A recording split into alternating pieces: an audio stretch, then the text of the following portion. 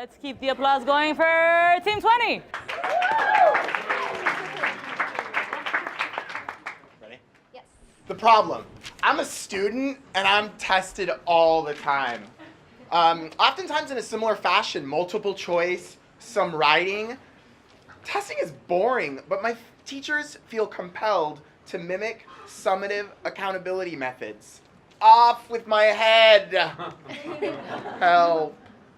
Okay, assessment is a necessary evil to hold teachers accountable for their students' learning. But the problem, like Andre put, is that students are over-tested, and multiple choice tests, they're not fun, they're not motivating, and they just don't really look like anything you see in the real world.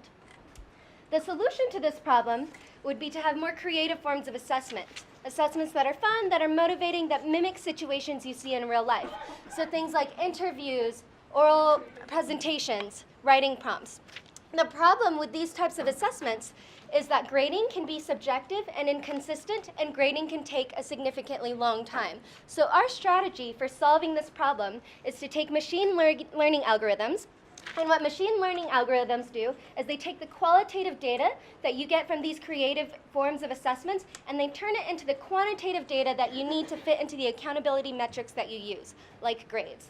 So we would take this technology and we would make it accessible to teachers, teach teachers how to use it, and what this would do, it would increase the teachers' abilities to use more creative forms of assessment in their classrooms, things like interviews, oral presentations, writing prompts, because it would increase the consistency for the grading, and it would reduce the amount of time that teachers would need to spend grading in order to use these types of assessments.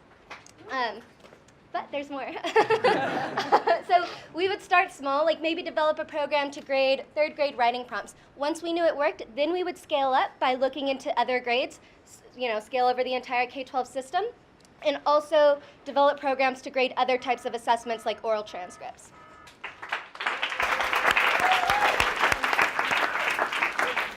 All right. Do a little electric slide to the left. Great. Thank you, guys.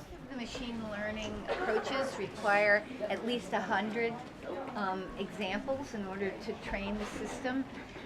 Where would you be, what kinds of grades or subjects would you be focused on? So we would be focused on grades in the K-12 system. So we would start small, like I said, with maybe third grade writing prompts. And the technology is improving. So there's a system that was developed this last year that doesn't require hundreds of writing samples in order to produce grades. It's getting better and better. But we would start small with maybe like a writing prompt for a third grade classroom that uses a textbook that's commonly used in like all the third grade classrooms, just to make sure that it worked. And what does the teacher lose, and what does the teacher gain? Right, so what the teacher gains is time, the ability to use more creative assessments, a little bit more flexibility in how she or he develops his or her curriculum. What the teacher loses is a little bit of the personal aspect. He or she doesn't, go through the process of physically grading every single student's assignment. So you lose a little bit of the feedback loop, but you gain more flexibility in terms of your curriculum and the types of assessment you can use.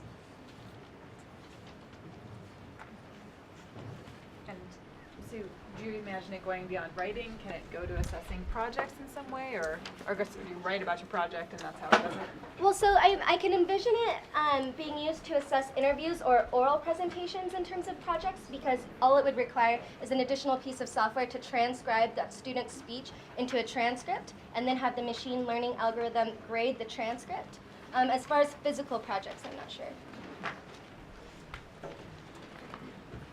How do you measure the intangibles in an oral transcript of body language and engagement of? Right. So in terms of that, there would probably be some components of the project that the teacher would have to grade him or herself. It wouldn't be a be-all, end-all, and we wouldn't want it to be. We would want the teacher to be somewhat engaged in the students, like project or presentation.